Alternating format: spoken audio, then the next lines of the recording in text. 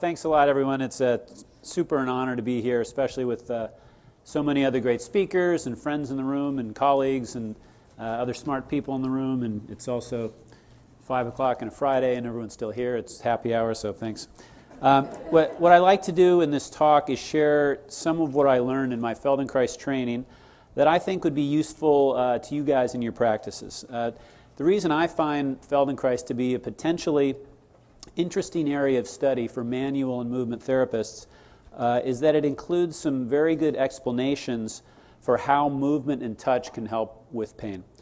Feldenkrais was a smart guy. He was kind of a polymath, and he had a talent for integrating complex ideas from a lot of different fields. And as we've noticed this weekend, the science that explains the relationship between pain and movement and perception and emotion and stress is very complex, and it comes from a lot of different fields. But I think Feldenkrais developed a few perspectives and ideas and theoretical constructs that makes it a little bit easier to integrate all this information and apply it in a practical way. So this talk is going to focus on 4 basic Feldenkrais ideas and related science, and I hope you can use these ideas in your practice to understand why you get results and to get better results. So what is Feldenkrais? It's basically a way to teach people to move better and feel better. That's the main intention. Moving better means moving with less effort and more efficiency, and feeling better means changing perceptions about your body so it's a more comfortable place to be and you have less pain. And this is done mostly using a series of movements that are usually very gentle, slow and novel, and they're oriented around a functional theme with lots of variations in the way they're done. So the theme of a particular lesson might be reaching or breathing or walking or sitting. And during the movement, students are directed to focus their attention on very subtle aspects of the way they're moving and they're feeling. And this is to help them gain better awareness of their movement and so they can make better choices about the best ways for them to move. The attention is also intended to improve a general sense of mindfulness or awareness of the body, and Feldenkrais thought that was kind of an intrinsically good thing all by itself. And the movements are done in either a class setting or one-on-one. This is a picture of what a class might look like. I'm not sure what these guys are doing, but it looks like they're kind of gently reaching along the floor. They might be exploring the floor with their hands and doing that in lots of different orientations of their pelvis, their legs, reaching at different angles. And as they did that, they would be directing their attention to kind of subtle effects in their body, like how the scapula is moving or how the ribs are opening up or the relationship to the pelvis. So if the lesson was successful, the students would walk away feeling like they had a better awareness of their upper body and a better sense of organization. And there's many different kinds of Feldenkrais lessons that address, like I say, different functions like squatting, walking, turning. Method was developed by a guy named Moshe Feldenkrais, and he was a scientist and a martial artist. And he developed his ideas and methods in the 40s, 50s, and 60s, and he taught them in the 70s. And he was kind of ahead of his time in certain respects. As I'm going through some of his ideas, you can keep in mind that he developed these sometimes well in advance of the science that validates some of them. And before getting into his ideas, I'm going to do just a quick review of the research on whether Feldenkrais actually works. So there's been a few studies, several studies, on the effects of Feldenkrais in a wide variety of things like balance or chronic pain or gait. And Edzard Ernst has done a few systematic reviews of these studies. And I like his perspective because he's a kind of a vocal critic of alternative therapies. His 2005 review included only 6 studies, and they weren't great studies. And he says all but one found positive effects. He concluded Feldenkrais is encouraging, but due to the very few and poor studies, not compelling. He did a follow-up in 2015, which included about 20 studies, and again, were done in various different ways. And again, the quality is not great, but he said that the evidence has become substantially more promising. His conclusion was that further research is required, of course, but in the meantime, clinicians and professionals may promote the use of Feldenkrais in populations interested in efficient physical performance. So more research needed, but it looks like Feldenkrais is good for at least some people for some things. So Feldenkrais idea number 1. The primary target for movement therapy, especially in the context of a single session, that's important, is the organization of the nervous system. And in fact, Feldenkrais, in Feldenkrais, there's very little or no effort to affect the structure of the body. Not that that's a bad thing. That's a great thing to do. It's just not what's going on with Feldenkrais. So here's a famous quote from Feldenkrais that kind of illustrates this idea. He says, "I'm not after flexible bodies, I'm after flexible brains." So again, he's focused on the nervous system, not the musculoskeletal system. You could also say that he was about function, not structure, or kind of like the software of the body, not the hardware. He also said that the movements that he taught should be considered lessons, not drills. And that his method was education, not exercise. So I think these are pretty good distinctions to have in mind because most of the time when some form of manual or movement therapy is actually effective, again, especially in the context of a single session, it's because of changes in the behavior of the nervous system, not the actual tissues of the body. So, yeah, because during one session you're not really going to change the tissues at all. And I missed Greg Lehman's talk, and he might have covered some of this stuff, and probably with lots of vulgarity, but here's just a quick reality check and some common myths about manual therapy. If you change range of motion, it's not because you broke adhesions or lengthened fascia. That's because you change nervous system tolerance to stretch. If you change someone's pain in one session, it's not likely, I suppose it could happen, that you somehow reduce tissue damage. It's because you reduce the sensitivity level of the nervous system to whatever tissue damage is there. So again, within the context of a single session, the potential changes you're looking at are due to the nervous system, flexible brains, not flexible bodies. So yeah, here's another good quote from Johannes Rye-Warrant. He's one of Feldenkrais' students. He's talking here about hands-on mobilizations. It's a cool quote. He says, "If the teacher succeeds, the pupil will then recognize the manipulations as being information, not deformation." So the recognition here is that you're dealing with a system that's very sensitive, intelligent, and responsive, and that's a very different attitude or mindset than what you have if you're kind of thinking about your target as a piece of meat or a piece of flesh that only responds when it's really pushed around. And we know our clients are not just pieces of meat, of course, but I honestly think that can be easy to forget. When you're working, let's say, with someone's shoulder and you're kind of looking at it, it just looks like an undifferentiated blob of flesh, and you can't really, it's hard to appreciate all the stuff that's going on under the hood, like the information processing and the modulation of immune system activity and blood flow and just all this amazing stuff that's happening because, the shoulder looks kind of more like that piece of clay than those cool neurons there. So I think it's useful to remind yourself when you're doing any kind of work, information, not deformation. Okay, here's another basic Feldenkrais idea. He said we act in accordance with our self-image. And so what does self-image mean? It basically means an unconscious internal representation or map of the body that's mostly created by the brain. It's updated second by second, and it's basically giving you a felt sense of where everything in the body is, how it's moving, how that relates to functional tasks in the environment, and also the health and safety of the body. And when Feldenkrais says, we act in accordance with our self-image, he didn't just mean the way we move, he also meant the way we think and the way we feel and perceive. Because for Feldenkrais, these are not really separate functions. The nervous system activity that creates thinking and feeling and moving is very entangled and interconnected. So every movement is going to evoke new perceptions and thoughts.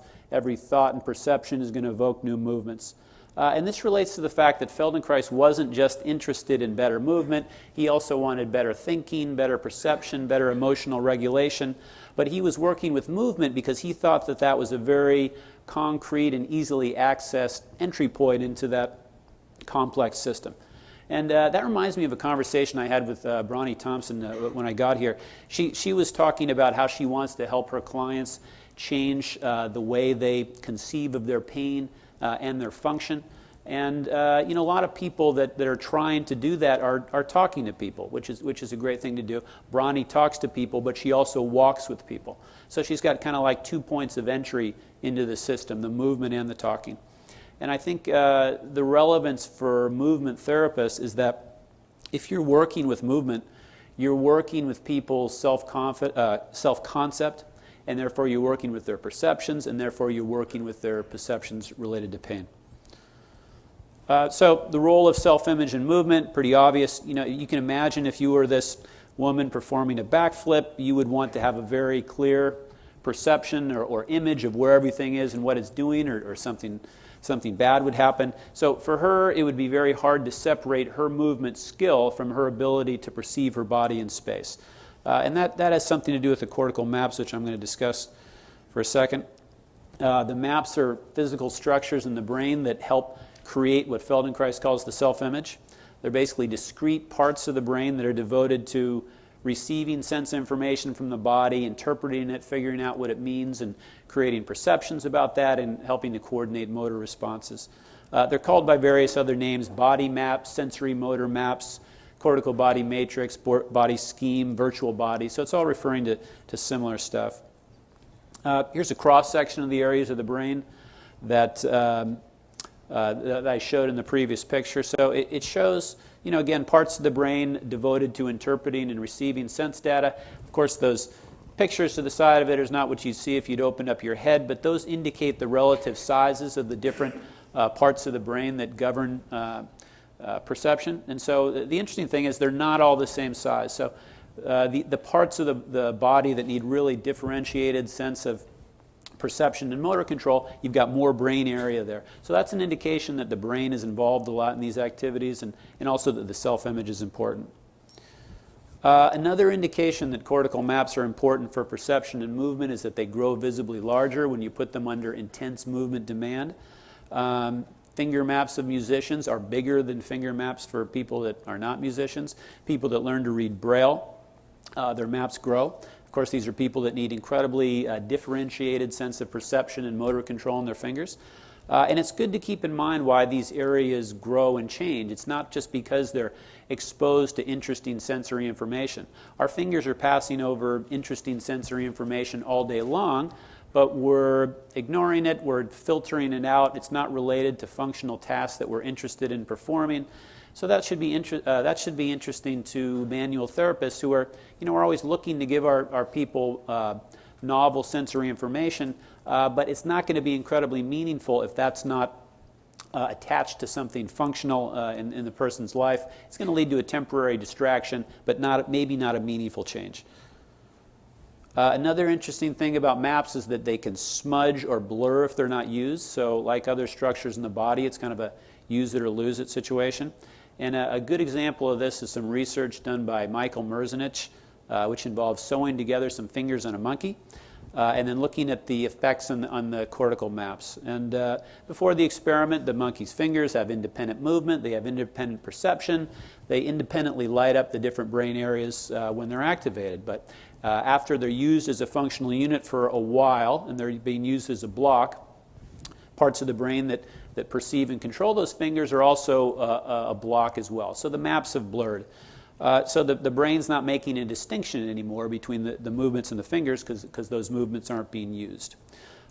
So basically self-image will become less distinct and less differentiated if you're not moving in a differentiated way.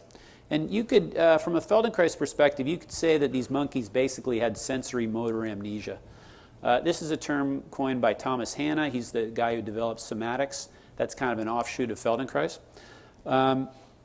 Sensory motor amnesia basically means that if you avoid a movement for long enough, you basically lose your sense of awareness that the movement is even available to you. So even though the structure of your body gives you the potential to do the movement, it's no longer a part of your self-image, so you don't really access that potential. And I think this is a useful concept to describe something that we probably a lot of us see with our clients often. Sometimes someone's recovering from an injury or they have been sedentary for a while, and they've basically kind of forgotten about their capacity to do certain movements, and all they need is some reminders. So this is not every client, of course, but maybe this is the kind of client who kind of accounts for the really quick progress you see sometimes with people if you just get them moving. So here's an example of how the Feldenkrais lesson that's intended to help with sensory motor amnesia in the hips and low back. And so There's a lesson called pelvic clock. We did this in the workshop, and it basically has people lying on their back, and they imagine a clock underneath their pelvis, and they try to very slowly move their pelvis into every different hour on the clock, and with a minimum of tension. So as you do that, you'll notice that certain angles or orientations for your pelvis feel kind of very natural and accessible and easy to go to, and others feel kind of like you don't really want to go there. So maybe those are some areas that kind of angles for movement that you've been habitually avoiding. This is a lesson where you can kind of systematically identify and maybe cure sensory motor amnesia in the hips and the low back. Okay, so we talked about self-image and movement. Let's talk a little bit about self-image and pain. We know that pain depends on perceived threat to the body, not actual threat. In Feldenkrais terms, we would say that you experience pain in accordance with your self-image, the way the brain represents the health and safety of the body. So how does the brain decide what is threatening and what is not? Pause for funny picture, I guess. Lorimer Moseley said that, I like this phrase, to determine whether a particular stimulus is a threat to the body, the brain basically asks, how dangerous is this really? And to answer that question, it considers all credible evidence related to threat, and that's sensory information and cognitive information and nociception and visual information and auditory information and stuff people told you and the things you learned on Facebook, and especially Facebook. So pain's going to depend on how the brain weighs all this information. And again, Moseley and Butler have got a simple way to look at how all this information is integrated, and I like this. They say that pain is basically a function of two major variables. One is evidence of danger in me, which includes things like nociception and fears and memories of trauma, and the other would be evidence of safety, which includes the presence of a caring physio and being able to do movements well and gaining confidence in your movement and having hope for the future. And I like this concept because it kind of helps us understand in a very bottom line, fundamental kind of a way how what we do as therapists with movement can help people move better and feel better. We must be, if something's going to work, we must be increasing evidence of safety or decreasing evidence of danger or both. So, and I think this is, again, easily understood in terms of Feldenkrais' idea of self-image. Good therapy means helping clients build a self-image of being robust and strong and capable and resilient and able to do all these movements. And you need to undermine or destabilize any aspects of someone's self-image which involves them being broken and fragile and incapable and not able to do stuff, especially when those things aren't even true, and that does happen. So, how can movement create evidence of safety?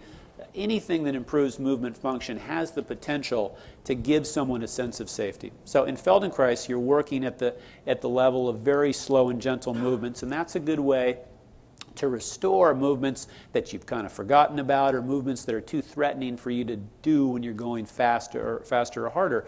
But you can really provide evidence of safety to somebody with movements that are very vigorous and exercise-like movements. So if you're running, if you're lifting weights, that gives you a visceral kind of a sense of being capable or able to create large forces safely, provided you do it without pain.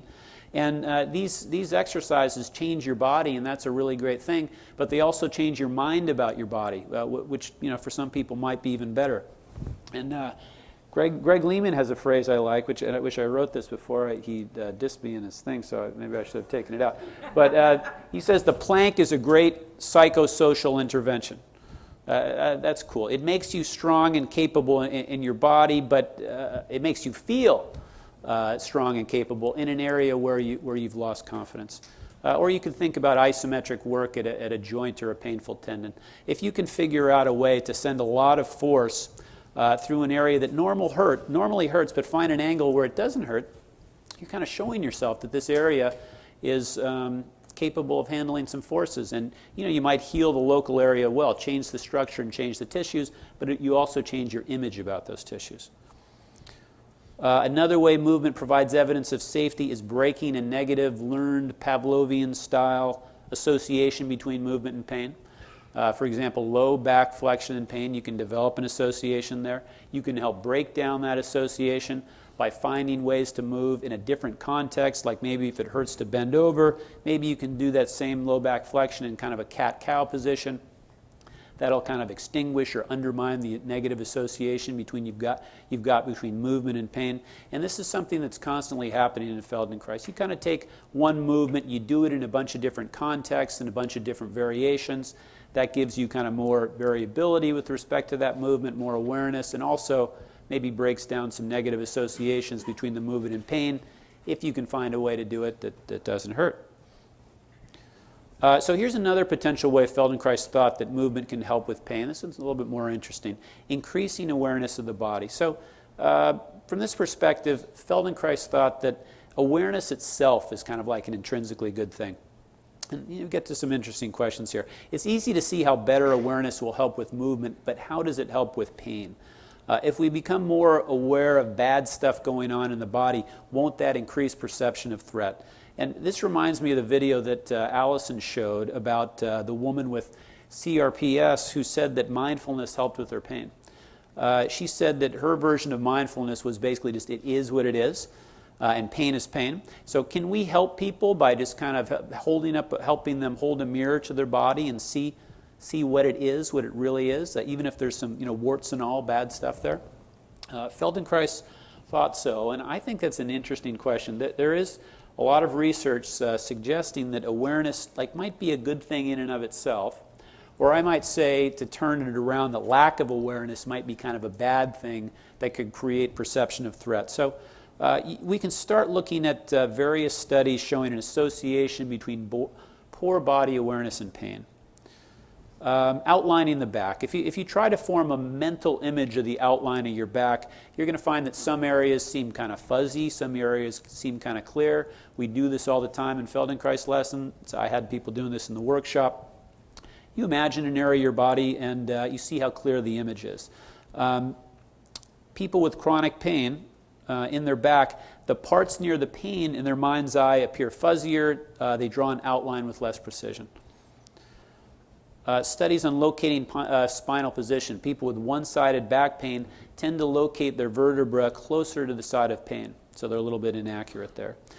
Studies on two-point discrimination. This is the ability to know whether you're being poked by 2 needles or 1. You can imagine it's kind of hard when the needles are far apart, or easy when they're far apart. It gets kind of harder when they're closer together. People with chronic pain don't perform with as much precision here. Right-left discriminations are impaired in chronic pain. This is the ability to know whether that's a right hand or a left hand. And for some reason, I picked a hand that has some sort of fungus on the things. But the way you do that is kind of accessing your mental maps for the hand and rotating your virtual hand into the position you see in the picture. And people with chronic pain do that a little bit slower. Also, lumbopelvic movement, voluntary lumbopelvic movement doesn't work quite as well in chronic pain, so they don't do pelvic tilts as well, which is the most important thing in the world, so they're all going to die. So there's a correlation between pain and impaired movement and perception, and of course, correlation doesn't equal causation, and we know for sure that chronic pain can cause kind of neglect of the body and poor awareness and poor movement. But the question is whether the causal area can go in the other direction, and there is some evidence that that's the case, that this is kind of a dynamic, complex relationship. And some of the relevant research is in the study of illusions, which I like, because they're basically a way to mess with the self-image, right? So you guys probably know the rubber hand illusion, but I'm going to kind of go over it pretty quick. Here's how you do it. That's a real hand on the left. That's a rubber hand in the middle. That's a real hand on the right. So the person can't see the hand on the right. They're looking at the real hand on the left and the fake right rubber hand. Someone strokes the middle finger of the rubber hand while they're looking at it. At the same time they're stroking the real hand, and what does this do? It creates a visceral, real sense that the rubber hand is part of your body, and they know that because when they threaten it, people say that, and when they threaten it, the people flinch. So the rubber hands kind of become part of your self-image. The hand that's out of sight is being neglected. It's not part of your self-image anymore, and part of the reason they know that is because there's blood flow actually gets reduced in that area. So it's almost as like the brain is saying, hey, this isn't part of our body anymore. We don't even need to send blood to it anymore. Pretty cool. It also suffers more inflammation in response to a physical injury than a normal hand. It's like the brain is saying, this isn't part of our body, let's attack it with the immune system. So a really good example of how Your self-image helps directly determine the physiological regulation of the body, including how it feels and all kinds of cool stuff. And this reminds me of a cool idea from Mick Thacker, who studies the relationship between the immune system and the nervous system. He says they work together so closely, you should call them the neuroimmune system.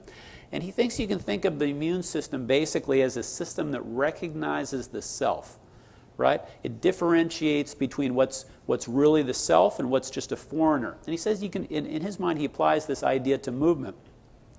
The neuroimmune system recognizes some movements as being part of the self-image and some movements as basically being foreign. So in that case, it triggers inflammation and protective response. So the idea, if you believe this, then you'd want to include as many movements as possible into your self-concept, into your self-image, so that the nervous system doesn't freak out and attack them when they happen. Another study involving illusions and CRPS. People with CRPS are asked to make provocative movements of their affected limb under two conditions. One of them, they've got magnifying glasses on. The other one, they've got minimizing glasses on. When they do the movements with the maximizing glasses, they experience more inflammation, more swelling, more pain. Minimizing glasses is the opposite. So literally, the self-image affects how these people feel. So, on the basis of these illusions and other research, there's some researchers that believe that abnormal self-image representations of the body play a role in chronic pain, and that working to change those can help people in chronic pain. And I think part of the idea is that errors in perceiving the body can cause confusion, and that maybe that could be considered a threat. And so this is a speculative idea, but this is an analogy I like to understand this. Think about walking around in a dark basement where you can't see anything. You're likely to interpret ambiguous sensory information, something brushing up against you or a shadow looming in the corner, as something very threatening. You might jump, you might think there's a bad guy or a monster. You turn on the lights, you can see where everything is. You can see if there's a bad guy there, or if there is, they'll get you. But you can be much safer when you turn on the lights. And I think this is part of what we do as manual movement therapists. We help people kind of like turn on the lights in a painful joint and let the brain see that things in there aren't so bad, or if there are bad things in there, that they need to be avoided, and you kind of see things for what they are. Another map analogy. So, map of Manhattan here.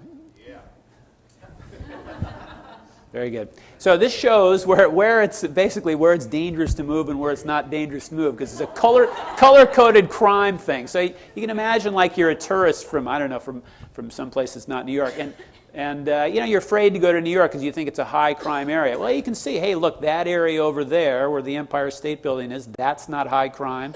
The Bronx is really high crime. So, if you saw something like this and you could get a really differentiated sense of where it's safe to go and where it's not, you might be much more likely to visit. Another map analogy, and then I'll be done with these, but in the olden days, they made maps and they would represent everything where they knew where it was, and when they got to the end of the area where they knew where anything was, they'd write, "Here be dragons," right? So I think this is kind of what the nervous system does when it's reaching unexplored movements. It's kind of like, proceed at your own risk here. I don't know what's there. Here be dragons. And I think part of what we do with as therapists is help people explore the territory that they're afraid to go, and so you can find out whether there really are dragons there. And, maybe you get eaten, but if you go slow, you can run away. So, okay, next idea. This is about Feldenkrais' teaching style for movement. And this can be summarized in kind of a guru-esque kind of a Feldenkrais quote where he says it's incorrect to correct. So what he means is that it's better for a movement therapist to think in terms of offering his student new options and choices as opposed to diagnosing movement dysfunctions and prescribing corrections. And I think this is a good distinction. Here's why I like it. So the corrective style of working with biomechanics, this is pretty common. So there's a movement assessment according to some objective standard. For example, you do a forward bend and you find out there's too much lumbar flexion, there's not enough hip flexion. So if you think that that is, that's classified as a movement dysfunction, and if you think that that's related to pain, then the client would be informed you have a dysfunction, you're moving incorrectly, you've got to move the right way. So here's the right way to move. We'll give you drills to rehearse that. And then, so, this process is very kind of teacher-led and top-down and kind of formulaic. And, it's not all that bad. But I'm going to contrast it with the Feldenkrais style so you can see the differences. So more Feldenkrais-y style, I'll call it an option style. You assess movement, but not really according to an objective standard. So you're curious about the way people move for sure, and you're checking it out. But there's not an objective measurement which divides movements into right or wrong that applies to everyone for sure. And if you find a movement that seems like it needs improvement, you start exploring alternatives. And then you have the client notice the differences in those alternatives. And for example, this way of bending feels like I reach the ground easier, and this one doesn't hurt, and this one does hurt, and this one takes longer, and this one takes shorter.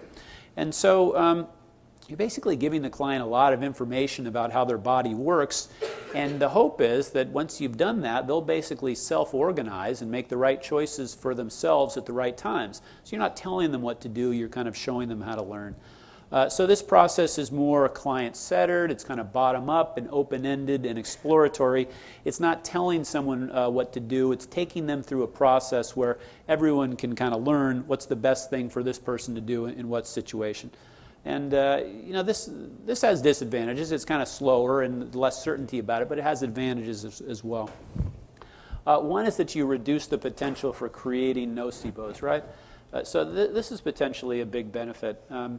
Telling a client they have a movement dysfunction can be perceived as a threat, and perception of threat can contribute to pain and reduce function. And I see this in my practice all the time, especially now that correcting poor biomechanics is becoming more and more popular, especially with exercise. So I've got clients that are convinced that they have a postural or movement dysfunction, and they are not only are they wasting a lot of time trying to correct something that's probably not a problem, but they've also kind of adjusted their self-image now so that something that's a very natural and authentic and original part of them is now kind of being considered to be pathological and wrong and unhealthy. So they're avoiding that. They're excluding this real part of themselves from their image, and it's creating threat, and I think it's a bad thing.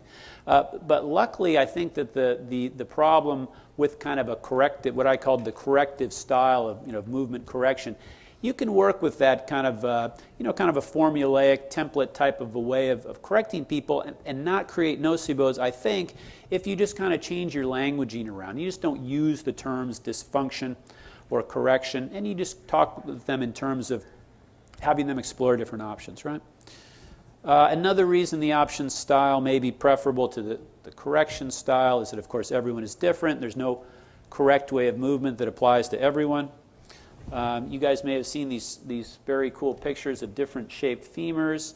On the left, you can see the angles of the femoral neck is very different from side to side, and on the right, the rotation of the femoral neck is different. So what this means is that if you put these four femoral heads into four different acetabulums, all of the knees would be in different places, in a neutral position. The knees would be in different places, and the feet would be in different places. So these people would all have to move differently. Picture of two different pelvises. On the one side, you've got an acetabulum that faces really forward, and the other one, it's kind of more to the side. And these pictures are just scratching the surface and all the invisible differences between people that we can't really measure, that we don't really know about, but really constrain the people's movement in important ways. Stuff that's going on in their tendons or their joints or their past history of trauma or emotional trauma. So, of course, there's no one best way for all these people to squat or do anything. But you could imagine a very similar process that you could take all these people through to figure out what's the best way for them to do it. And that would basically be an exploration of all the different plausible alternatives for squatting. Try this foot position, try that position, try doing it this way and that way, pay attention to what's going on, do a series of movement experiments, and then we can have some confidence about what's best for you. And I think this is kind of a way to simplify your approach to therapy. Even though you don't know, you can't memorize all the best destinations to go to, but you might be able to master a certain process for figuring out what's the best destination, right? Another reason I like this option style is it's a little bit more consistent with the idea that variability in movement is probably or maybe more important than moving according to some ideal form. This is basically the idea that the essence of good movement is movement that's adaptable and resourceful, and it's not necessarily stereotyped and predictable. We often see experts arguing about the optimal way to squat, and I won't name names like Greg Lehman did about who does that, but when you see toddlers learning to squat, who these experts all agree are the greatest squatters in the world, they don't go down to the ground the same way every time. They go down differently every single time. So kind of, to me, the essence of great squatting with toddlers is they do it so many different ways, right? Another advantage of variability in movement is that it speeds motor learning. So when people are learning to do something, the people that have more variability in the strategies they're using to learn, they make more mistakes, and therefore they learn faster. So not too surprising, we learn from mistakes. In Feldenkrais classes, teachers often deliberately use the strategy of deliberately having people do a movement in a way where you strongly suspect that movement's not going to work as well. So you kind of try it the wrong way. Or maybe it's the right way for that person. But let's do the movement this way. Hey, how did that go? If the person doesn't notice that this way is a much less efficient and comfortable way to move, that's interesting. If they do notice, that's good. They're learning. Variability in movement skill. Movement expertise is characterized by having greater variability in how you can get the job done. So people that are experts at dribbling a basketball or hammering a hammer employ many, many more different variable strategies for getting the job done than novices. Variability in injury risk. There's some research showing that runners who have more variability in each stride have maybe a little bit less susceptibility to injury, and that kind of makes common sense. If you can kind of vary or fine-tune your stride so that it's not causing the exact same kind of mechanical stress on every stride, then you're going to vary your stress. I see people all the time who they're working on their posture at work, and they want to get their ergonomics set up perfectly and assume that ideal posture, and they feel like they just need more endurance for that posture. And it's pretty easy to convince them that if they had to spend an hour sitting in the absolutely perfect position, that would be nowhere near as comfortable as sitting in as many different positions as you want. So variability is much better for reducing mechanical stress if that's what you're into. I'm going to just share a few quick quotes from Michael Merzenich. He's the neuroplasticity researcher I mentioned before, and he's kind of talks with the Feldenkrais community a lot, and this is from an interview he did with someone in the Feldenkrais community. And he's talking about, well, let's see what he's talking about. He says, stereotypy is the enemy, and I still don't know how to pronounce that. Is that stereotypy or typy? He says, you really want to exercise the brain with a variety of movements, a variety of actions, a variety of challenges. It's better to try to move to a space in 100 different speeds in 100 different ways than 200 times in the same way to get to that point in space. And I think this kind of an attitude gives us permission as movement therapists to be a little bit more exploratory and curious and playful in our approach to movement education. So that brings me to number 4. Optimal learning environment involves play. So Feldenkrais was very influenced by his study of infant motor development. And Frank Wildman, who's a Feldenkrais trainer, said that Feldenkrais movement lessons are basically structured baby play. So I'm going to talk for just a minute about the science of play and how that might inform an approach to movement therapy. So interesting thing about play is that this is how evolution solves the problem of educating intelligent animals in motor control and social behavior. And there's a rule in the study of biology that says evolution is cleverer than you are. So we should be curious about why this is. And all intelligent animals play. The more intelligent the animal is, the more it plays. They do the most playing in the times of their life when they need to learn the most. And think of toddlers. They start out as just blobs of flesh, and then within a year or two, they're able to walk all around, and nobody's training them. They're not working. They're not doing lessons and drills. They're not getting advice. In fact, their progress would probably be going slower if they were. So it's all play. And it's kind of an interesting question, what exactly counts as play? There's some people that study this, and they develop kind of factors to look for, things to look for, so see what the difference between play is and something else. So obviously play is fun and absorbing, that's obvious. It has to be something that's enjoyable to do. It's voluntary. No one's making you do it. Slavery is not play. There's no obvious purpose to it, so that the process is more important than the outcome. And it's very, it's improvisational, it's creative, it involves kind of a curious and exploratory mindset. And another quality of play that I like to look for is that it involves repetition with variation. So there's kind of an element of doing the same thing over and over again, but with random changes, right? So you can think of like dogs wrestling at the dog park. I go to the dog park a lot. So they're always doing the same thing, but it's always kind of a little bit different. Or babies playing with toys, crawling around with playing with toys. They always want to do exactly the same thing. They want to get the toy and put it in their mouth, but it's always a different toy, and there's different obstacles in the way, and they do it in different orientations. Compare that to an animal that's making the same repetitious movements over and over and over again, right? Without any variation. You might think that it had like a nervous tic, or that it was pacing at the zoo, or it was doing CrossFit. So, if you see the random variations in the movements, that's what really makes it look like play. And that's why we like to play with balls, right? It interjects an element of kind of randomness, random variation into trying to do the same thing, like put it in the basket or whatever you do. So, here's a way I think we can get confused about play. It doesn't necessarily imply acting infantile or silly or frivolous or regressing to acting like a child. In fact, even toddlers are not always being silly and frivolous when they play, right? They want to get some work done. They want to get the job done and figure something out. And when they can't do it, they get angry. So they're working at figuring stuff out. But it's a voluntary, self-directed, creative process, involving repetition with variation.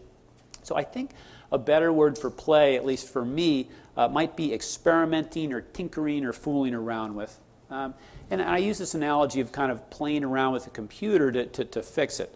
You might not know exactly what is the dysfunction in the computer or how to correct it. But just by kind of turning this program on or tinkering and or fooling around with it, you might kind of blunder your way into solving the problem. I think movement therapy can be similar. What does this have to do with movement therapy?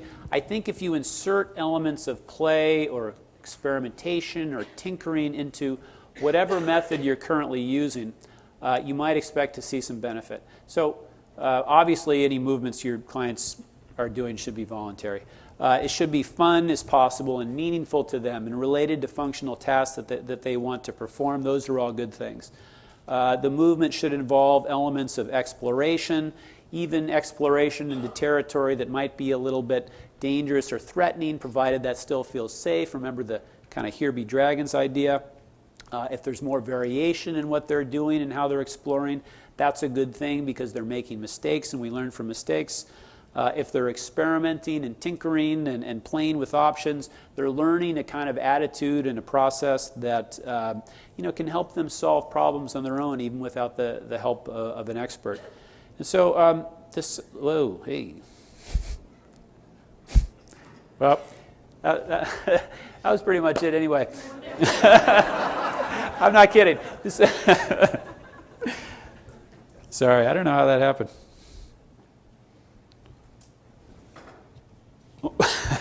So I was going to sum up just by saying that,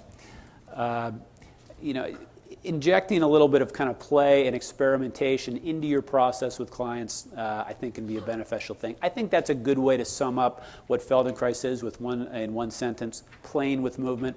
And I think you kind of play with movement with your clients. That's a good way to go, whether you're doing Feldenkrais or whatever kind of structure you're using. So, thanks. Sorry about the funny editing.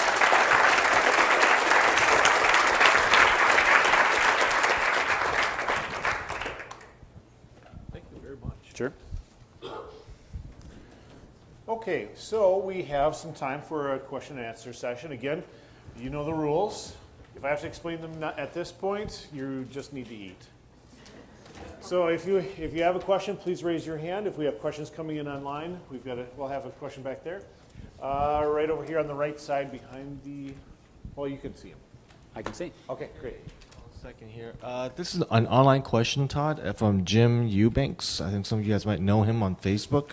He asks, how could some professionals introduce Feldenkrais to medical doctors who have no idea what the heck it is?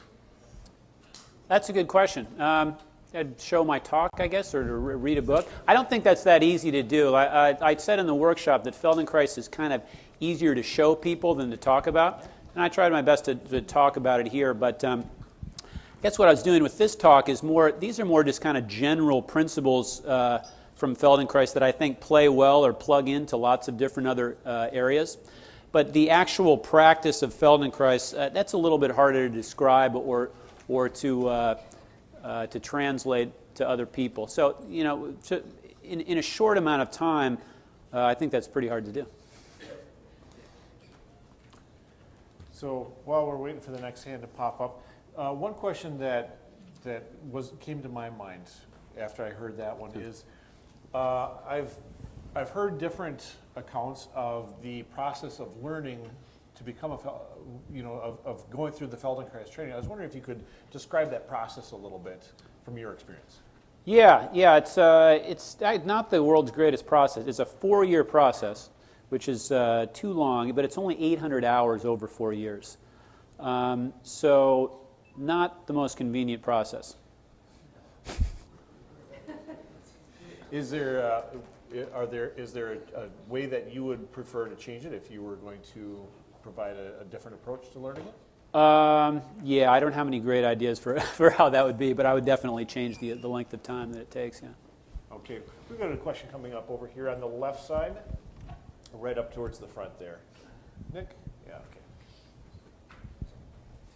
It's actually a comment on that, and I'm breaking ranks slightly by saying this, but there are some offshoots of Feldenkrais that offer 2.5-year programs, and then you supplement that if you want to specialize in particular areas. I'm not going to say who. Here. And we have another question right over here.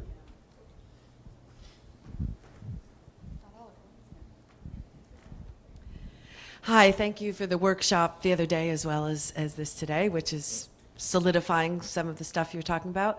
I have almost more of a personal question about your work. You're a massage therapist and you also do the movement therapy, I guess, with your clients. How do they choose, okay, I want massage today or I want movement therapy, or how does that actually work for you? People usually are coming to me for the passive therapy or the kind of the Rolfing I do. Just as a matter of marketing, that's what people show up for. People haven't heard of Feldenkrais. It's on my website. It says I do both, but people are here, I want that elbow, you know. So I try to work with them as much of movement as possible, but I have to start wherever people are and, you know, what they're interested in. Question right here. Todd, I was wondering if you could talk a little bit about the hands-on, one-on-one component of the Feldenkrais method and how that might differ from some other manual therapy methods. Yeah. So the hands-on component of Feldenkrais is called functional integration. So that is basically kind of a series of passive mobilizations of somebody, and so someone's basically lying on a table, and you're kind of passively taking them through a lot of movements. And I would say that it has similar principles to the movement lessons, which are active movement lessons in classes. I think that it's basically a series of movement experiments where you're giving people information to kind of complete their self-image or fill out their self-image, to reduce perception of threat related to certain movements, and to kind of play and tinker around with different things that are comfortable, but just kind of done passively. And I guess one of the advantages of that is maybe you can find movements that get people moving in a certain way that they can't do actively, but you can do it passively. Makes sense? Thank you. We have another question coming in online. This question comes from Alfred Westlake. How about having clients explore other movement styles, such as Tai Chi, belly dancing, or improvisational contact? Yeah, that's all great. I think all that stuff in my mind is pretty similar to Feldenkrais in that it's kind of exploratory, it's playful, it's gentle. There's a lot of mindful attention to what you're doing. those are the kinds of practices that I consider kind of part of the same, in the same family as Feldenkrais. So I'm a big fan of all of them, yeah. One more question from Robert. How do you incorporate play with massage? Yeah. Throw in a ball. You can throw in a ball every once in a while. Yeah, I think as far as the manual therapy goes, considering the different ideas that I had in my talk here, I think some of them fit better with manual therapy, and some of them are maybe more exclusive to the movement therapy, which is why I generally prefer movement therapy myself. If you're talking about being playful and exploring movement options, that's kind of more of an active process. Yeah. So one question we've got a microphone moving over here, but one question that just came to my mind is, so as I'm not sure if you call yourself a Rolfer or a structural integrator, doesn't matter, but in that work, do you ever introduce Feldenkrais as a form of health, follow-up self-care, home exercise? Yeah. My approach with clients, if they come in, if they're there for the massage, I'm going to have them all move when they get there. I'm going to see how they're moving. We're going to start talking about their movement. They're going to be doing a lot of moving when they're on the table too. Not a ton, because that might not be what they're there for. And then they're all going to go home with some sort of movement homework that we've kind of mutually agreed on as being something that might be useful for them to do. And I'm going to have to demonstrate and prove to them somehow that this is a good thing for them to do. But most of them have kind of got that idea anyway, because we've talked about, when they get there, we're going to talk about how their movement relates to their pain. And if they can see a clear relationship there, and I can see a clear relationship there, then we're going to talk about, if movement's making it worse, then maybe movement can make it better, and usually they're on board with something like that. And as far as what kind of movement homework they're going to do, that totally depends on where they're starting, what they're interested in, what they're motivated to do. So, I like Feldenkrais, but I like a lot of other stuff too. I like yoga and those other things. So if I've got someone who comes in and they're already doing yoga, I'm interested in what's going on in the yoga class. Which one of your poses hurt? Which one of your poses don't hurt?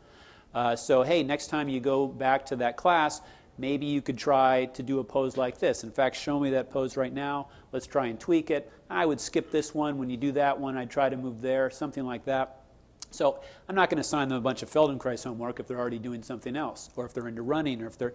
So I try to have at least a little bit of knowledge about the lots of different movement practices that people have, because you can't always get them to do exactly what you want to do. You have to start where they're at, and then kind of tweak their program in one direction or the other, or kind of help them build on that.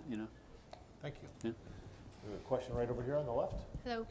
I had a question. You were discussing body image, and I've explored this a little bit with my pain patients, and that I have them close their eyes and draw an image of the silhouette of the back of from the behind. Uh-huh. And I'm wondering if you've explored that at all, or what you make of it.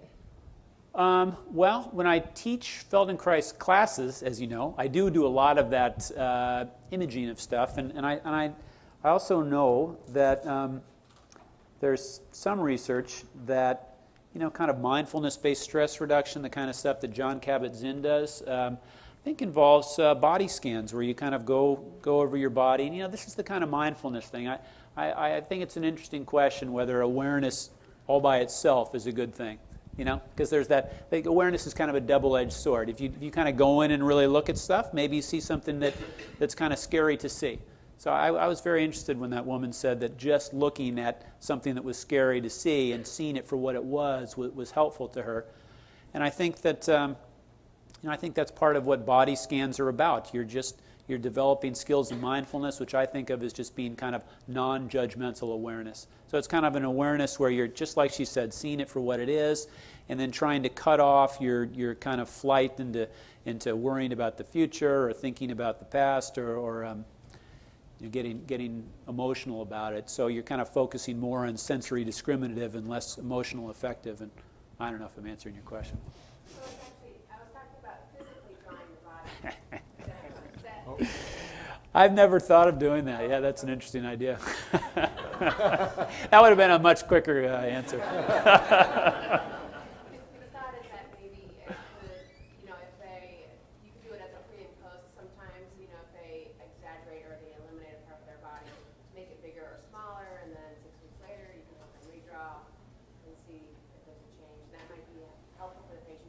Yeah, yeah, that is an interesting idea, but I don't know any research on that or familiar with the practice.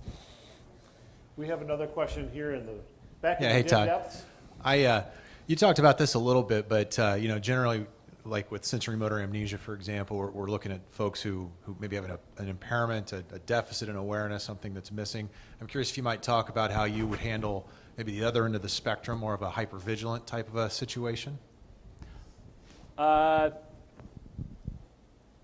you repeat the question? I'm not sure I understand. Or maybe not repeat. I rephrased definitely because I didn't. So maybe somebody who's not demonstrating.